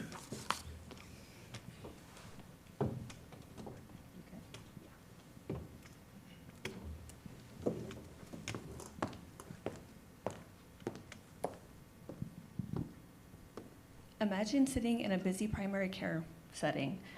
Patients are coming and going, some for physicals and other for chronic pain, and a few just seem off. They might smile politely, but behind the smile hides depression that often goes unnoticed. 64% of patients see a medical provider within a month before attempting or completing suicide. 38% see a provider within a week. Their complaints are nonspecific and generally get dismissed. Here's the question: what if a simple tool, one we already have, can help providers identify those at risk before they fall through the cracks? That tool is a PHQ-9, a 9-item questionnaire for screening for depression. It's quick, evidence-based, and recommended by the APA, USPSTF, and ACOG. Despite its availability, depression still goes undetected. The issue isn't just the tool. It's how confidently and consistently it's used. My project focus is on healthcare provider training and a more effective use of the PHQ-9. I wanted to know how structured PHQ-9 training in comparison to informal training influences the rate of identification at managing at-risk individuals. Here's what I found. After receiving targeted PHQ-9 training, which included case-based learning, practice, interpretation, and communication strategies, whether providers would demonstrate a higher rate of depression identification and referral, and feel more confident discussing mental health, interpreting scores, and initiating treatment and follow-up care. Literature reviews of meta-analyses overwhelmingly showed that they do. In contrast, providers with minimal training often hesitate to use the screening consistently or weren't confident in responding to positive results. Therefore, a positive screening was less likely to be addressed. This difference matters. When depression is identified early, outcomes improve. Depression has an incredible impact on physical health. Heart disease, type 2 diabetes, stroke, and increased risk of dementia later in life. These implications extend beyond one clinic. The PHQ-9 is effective regardless of ethnicity and provider bias. However, patient outcomes depend heavily on close follow-up, fair treatment, and evidence-based care.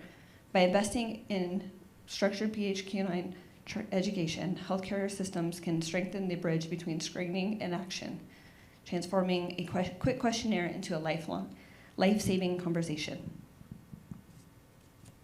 So in just 3 months, what could change?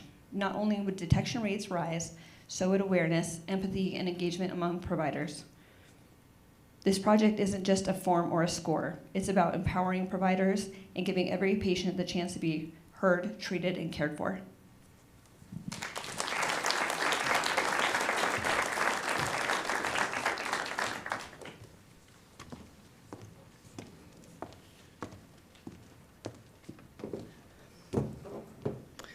I do want to give a special shout out to the Stephen Performing Arts technical crew. We have 4 or 5 individuals upstairs who are helping with the lighting and the mics.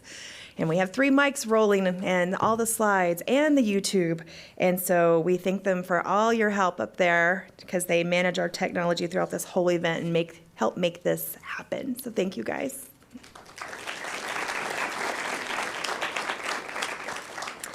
Up next, we have Tayler Elizondo. Tayler is a PhD student in rehabilitation and health sciences.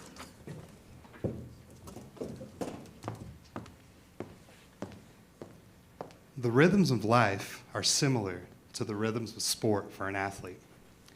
I've had the privilege to help coach the athletes you see in this image, and I can tell you that they work hard to maintain consistency. But when they're thrown off that rhythm, it often appears as pain, poor performance, or even a poor attitude. But I can tell you that they work hard to correct that.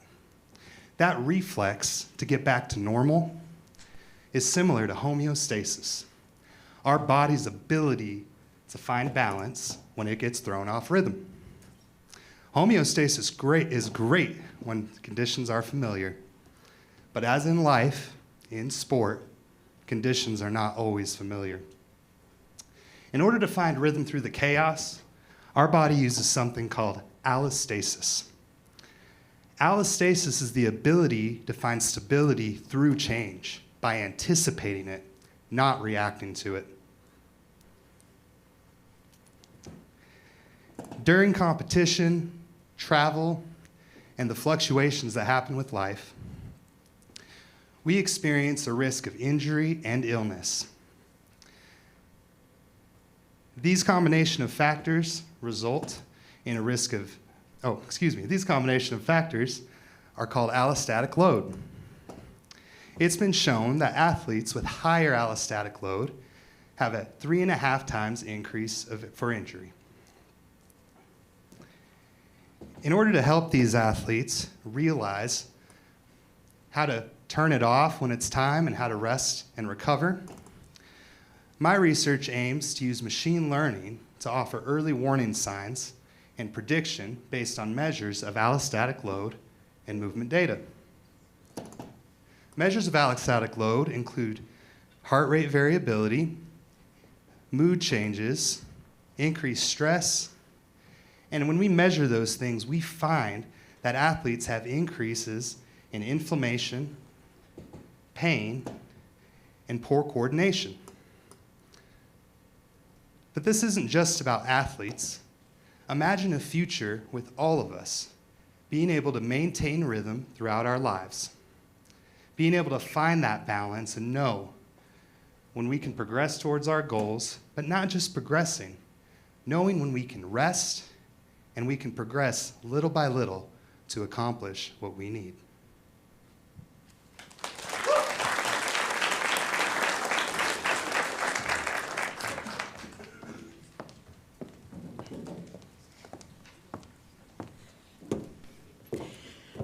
According to the nervous students that are on deck, the allostasis isn't just for student athletes. ISU values collaboration across disciplines, and the PhD in Rehabilitation and Health Science reflects that vision, bringing together audiology, occupational and physical therapy, and speech-language pathology, amongst others. This program celebrated its first graduate this past May, and though still young, its students are poised to make a lasting impact in the industry. Up next, we have Michelle Collier. Michelle is a Master of Public Administration student.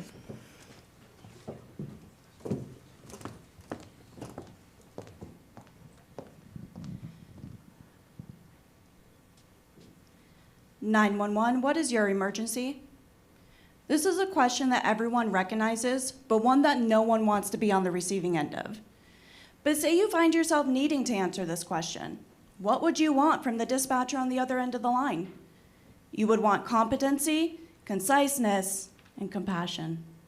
Is it possible to achieve that with over 240 million 911 calls handled in the US each year? According to the National Emergency Number Association, the moment someone dials 911, a dispatcher should answer the call within 15 seconds.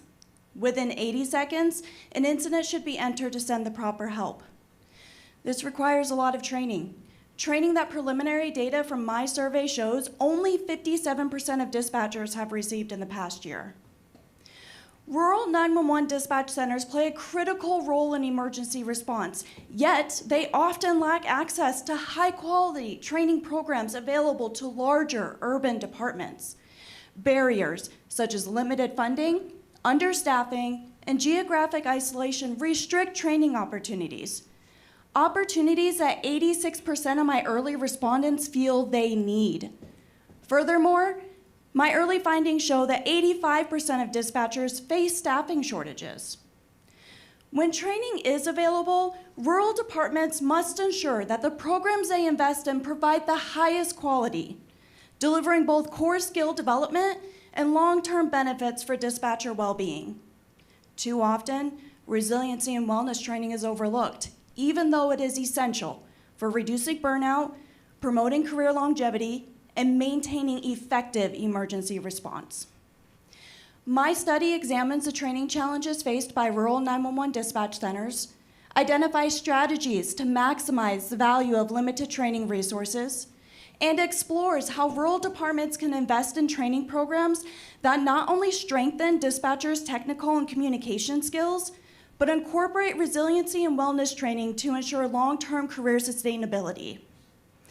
A study of this kind has not been done, and yet it is vital to emergency services in rural areas. The results of my work will not only help strengthen rural communities, but will design and pilot dispatcher training modules tailored to specifically meet the needs of rural 911 dispatch centers. The goal is to create scalable, adaptable training resources so rural departments can adopt these programs with minimum financial and staffing burden, thereby bridging the gap in equity and training between rural and urban police departments. So the next time you hear 911, what is your emergency? Remember, the quality of that response depends on the training behind it, because every second counts.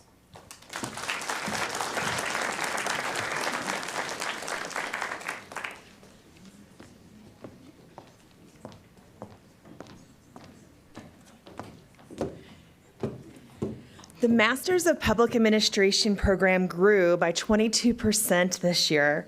Its alumni are deeply woven into communities across Idaho, and you likely interact with one of them every day. To showcase their impact, the program regularly shares updates on LinkedIn and Facebook. If you're not following those accounts yet, now's the time. Their network is truly remarkable. Up next, we have Amy Ronnie Paul, who's a PhD student in engineering and applied science.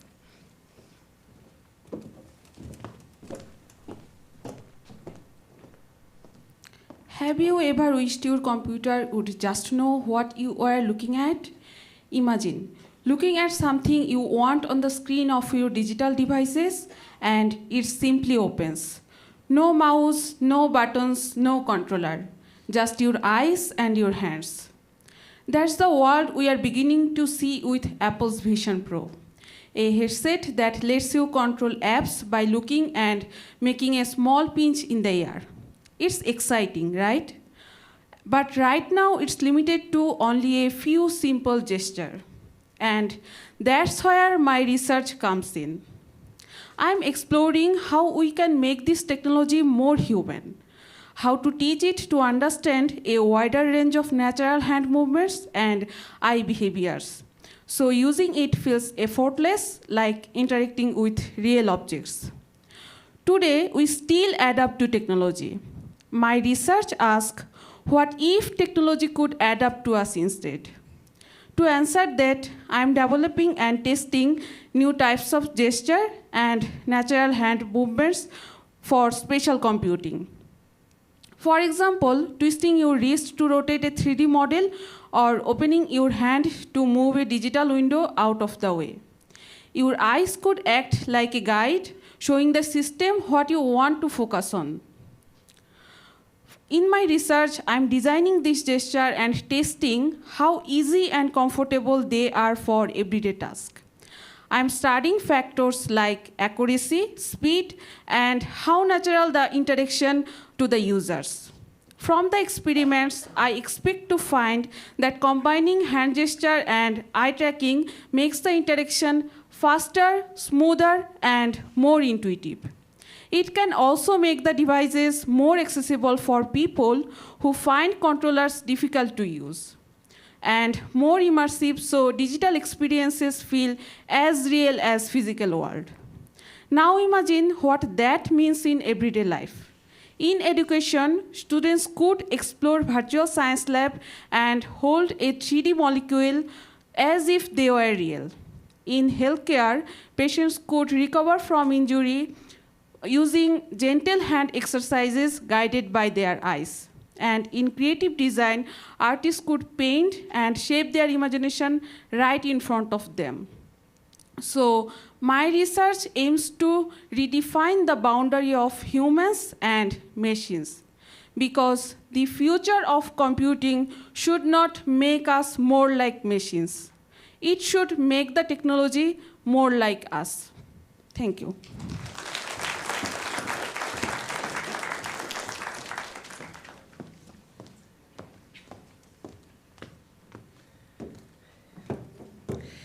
So all of our graduate school events are led by one individual or another in our office, and I would love to take a moment to thank our lead event planner for the 3 Minute Thesis, Amanda Bennett.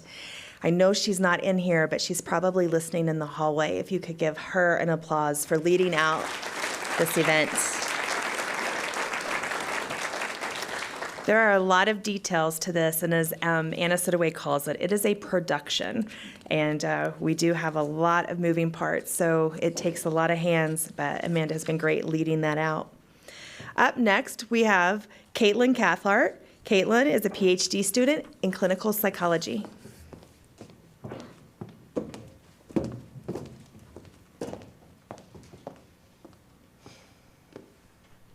For a moment, I would like you to pretend that you're a professor in clinical psychology, shaping the next generation of future researchers and clinicians. Now, in this headspace, I would like to give you a task. Choose between applicant A and B for your program. Let's say they both have high GPAs, come from nearly identical undergraduate institutions, and have impressive research experience.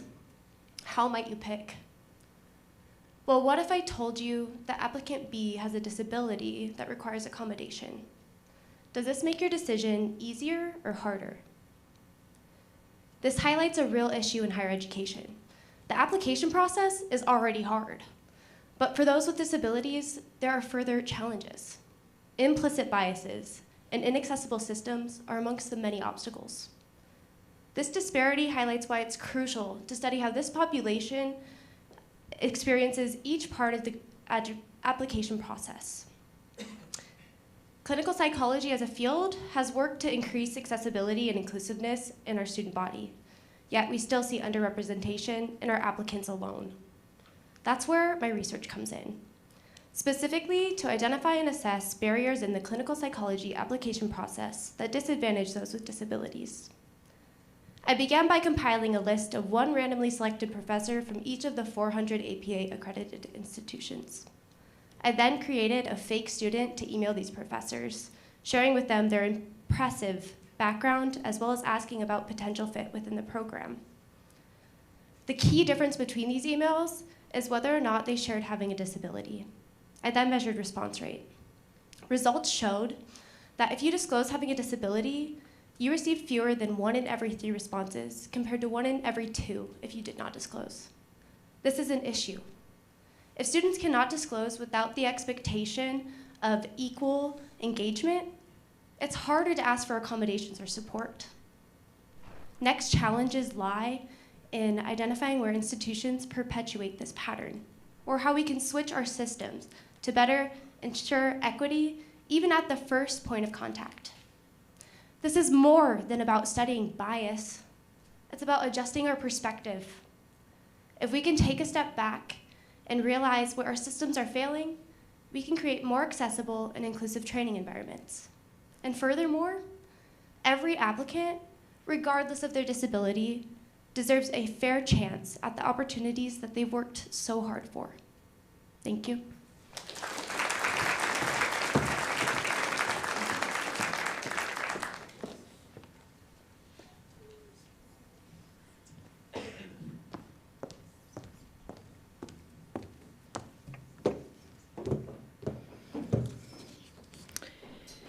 So the clinical psychology PhD program stands out in its admission by only admitting 6 students each year due to its accreditation. Its students are regular participants in the 3 Minute Thesis competition with 2 to 3 entrants annually. Beyond their rigorous research and collaboration with faculty, members of the Psychology Graduate Student Association often plan community service projects such as coat drives and food bank collections. So it's a great resource for us here to have those psychology students with us. Up next, we have Loni Wood. Loni is a Master of Arts student in communication.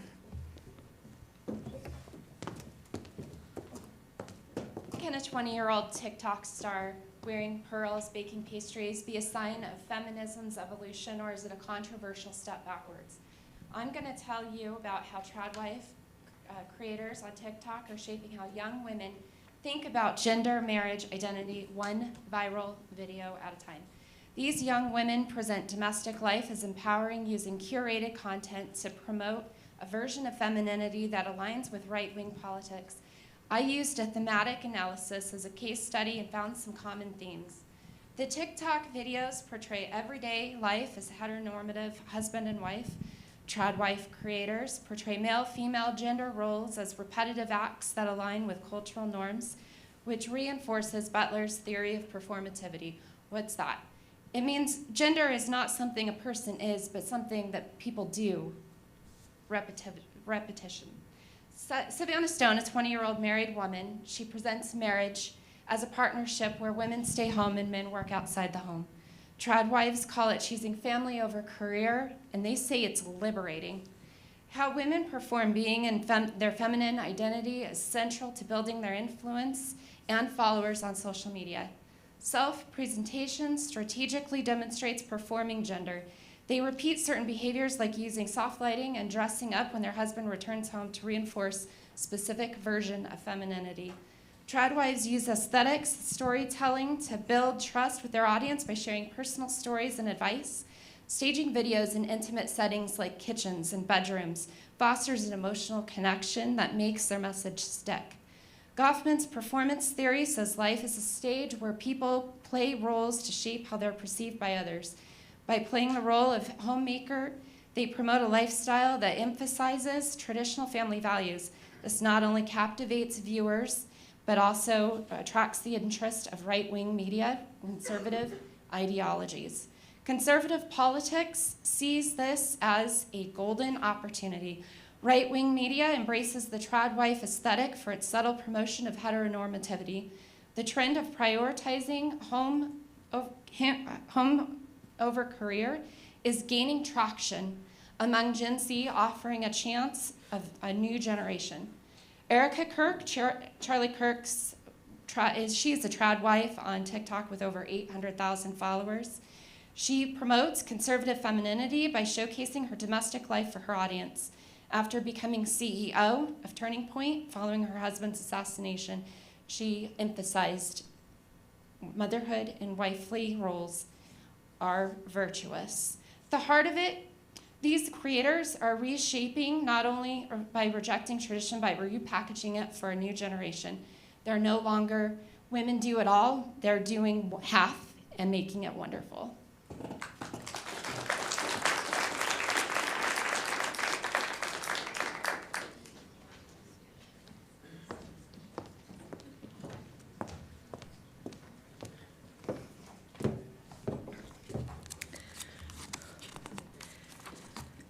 Guys, we're getting down to the last few presenters.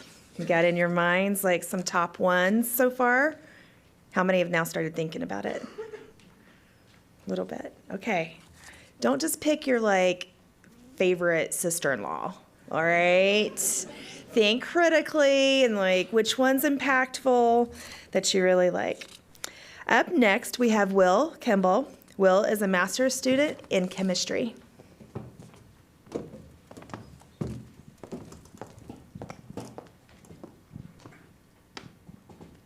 Every day, we rely on fossil fuels for electricity, transportation, and even plastics. But what many people don't realize is that refining these fuels produces much more than just energy or plastics. It also generates an enormous amount of waste, and one of the biggest waste products is sulfur. In fact, the world produces 70 million tons of sulfur every single year. It doesn't just disappear either. It gets stored into massive yellow stockpiles that can span the length of entire football fields. These piles are stable and non-toxic, but they're also almost useless. Sure, we need some sulfur for car tires and sulfuric acid, but the amount we produce is far more than we can use. So my question is, what can we do with all this sulfur?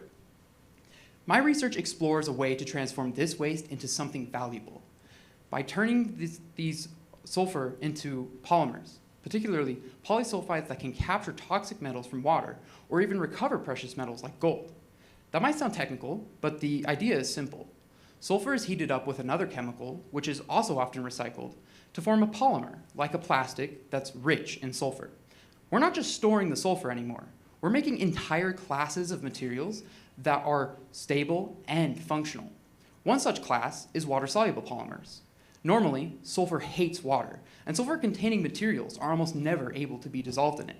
But by choosing the right ingredients, I made versions that do just that. These polymers are chemically stable and able to interact with water. Some even dissolve over 90%, which is a big deal if we want to use these materials for cleaning up things like toxic metals in water. When I add my polymers to a vial containing toxic metals like mercury or precious ones like gold, they selectively bind and remove those metals, often forming visible solids that form at the bottom of the vials. They can even distinguish gold and mercury ions from other metals, offering a low-cost chemical route to metal recovery, something that could help reclaim valuable resources from electronic waste, or even purify toxic metals out of water for drinking. What excites me most about this work, though, is its circularity. I'm using sulfur, a waste element, to make a polymer that cleans up or recovers other elements. These polymers are cheap, scalable, and tunable. They can be used to target different metals, work in different types of water, and even potentially be reused. My work expands what we thought was possible for sulfur, showing how a once overlooked byproduct can play a major role in sustainable chemistry. So instead of sulfur sitting in piles as an industrial leftover, it could instead be the key one day to cleaning up our water, recovering precious metals, and closing the loop on chemical waste. Thank you.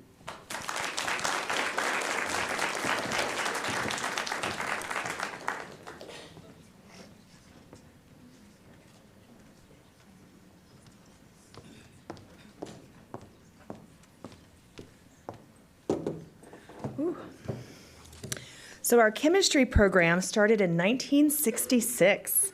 They also now boast an accelerated program that allows juniors to take graduate level coursework to shorten their time in receiving both their bachelor's and master's degrees and allowing those students to jump into their careers sooner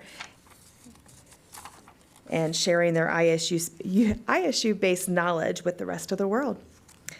We now have our last presenter, Mahedy Hasan, who is a Master of Arts student in English.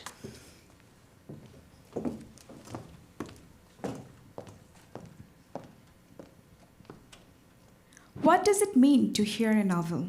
Emily Bronte's famous novel, Wuthering Heights, is one such story. It seems to speak to its readers through sound. This Gothic novel tells us the tragic love story of Catherine and Heathcliff, an orphan boy who was raised at Wuthering Heights by Catherine's father. When Catherine marries a rich man because of societal pressure, Heathcliff becomes very enraged. He wants to kill them who wronged him. In this research, I try to analyze how this novel explores themes like isolation, social class, nature and the supernatural through music, noise, and silence. The world of Wuthering Heights is alive with its sound. The moors howl. The wind screams through the windows, and even the noise feels very intense. The story begins with Lockwood, the tenant who hears the wind howling around the house. He even hears the voice of the ghost of Catherine knocking on the windows and crying, "Let me in, let me in." This eerie knocking blends fear and the supernatural into one haunting sound.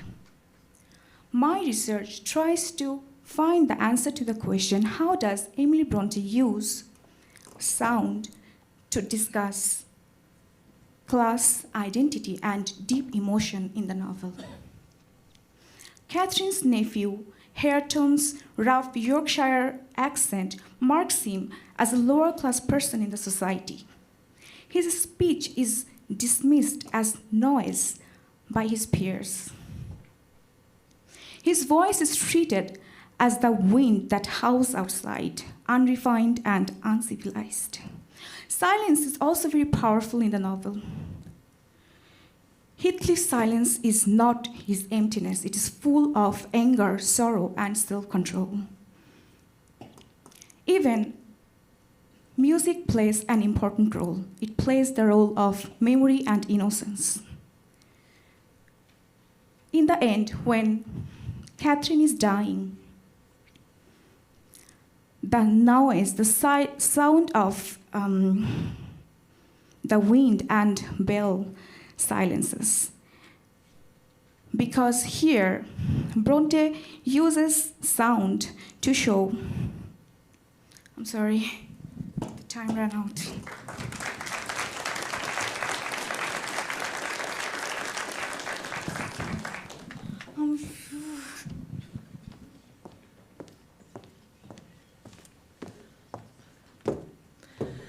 All right, everyone. Well, what'd you think?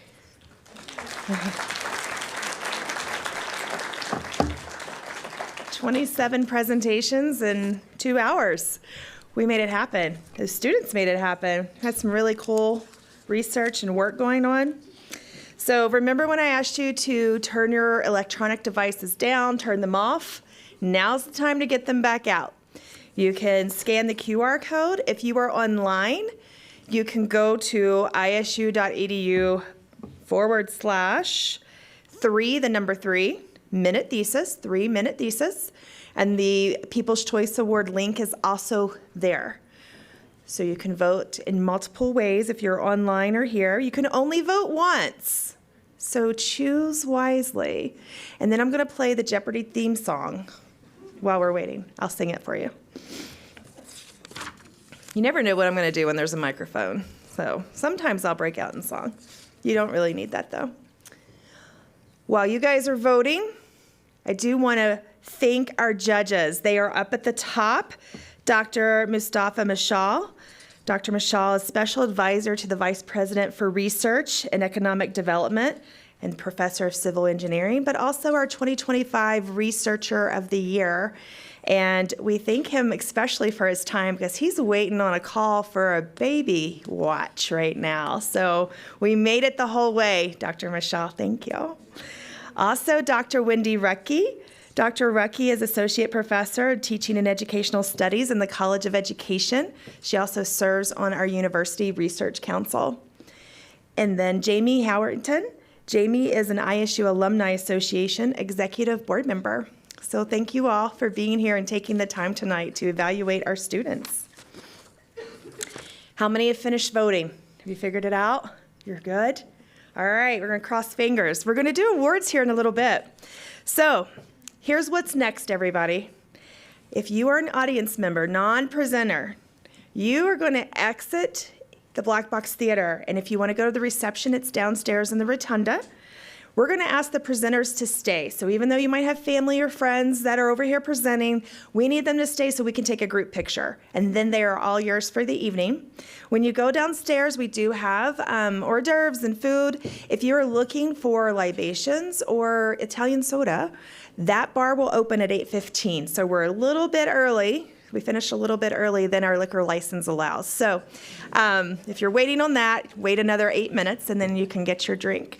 But otherwise, there is food down there. Start enjoying. Once we're down there, we'll be calculating judges' scores to figure out our top winners, and we'll have our award ceremony there.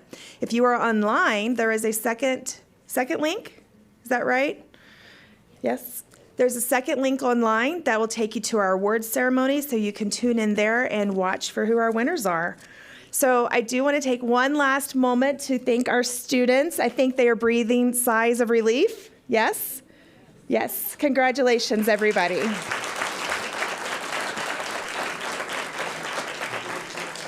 I do want to point out one special thing I've started saying the last few years. Several of our student presenters are also international students. And doing a 3-minute speech in your native language is hard enough.